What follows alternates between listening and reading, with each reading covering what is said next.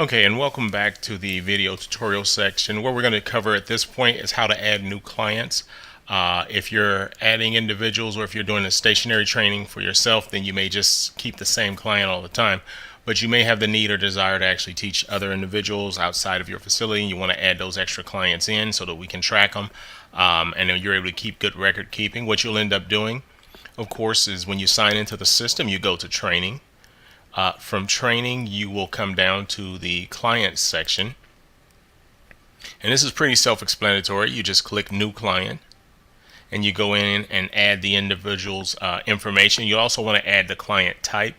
And there's a section later on that we'll cover where if you need different types or varying types, you can add those types in. But we're going to say that you added the client type in here.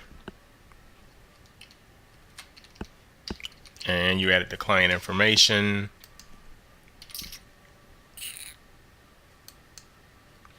As a popular street in this system here.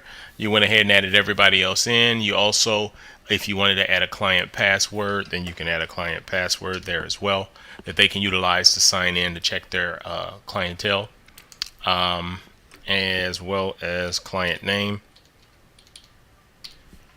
for this individual. Now, when you've done all that, you've added everything in, you'll click and go ahead and save that client.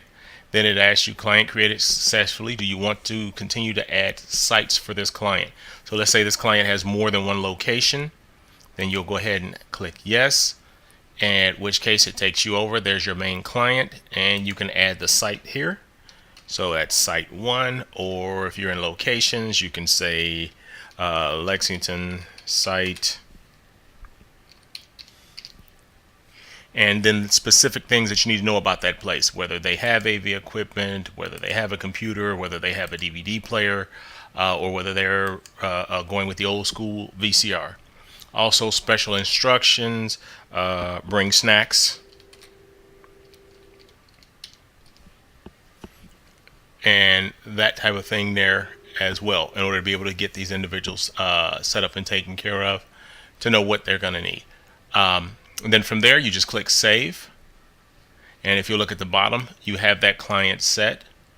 If you are a training site and you're printing your own cards and you don't have your dash set up, this is where you go in to set up your dash, in which case you just add another site right there. You put the underscore, and this is so that you don't get the double printing on your cards, because your cards come out already pre-populated. The only thing you'll have is that underscore under the first letter. So that actually allows you to be able to set the client up, and it also shows you how to set the site up as well.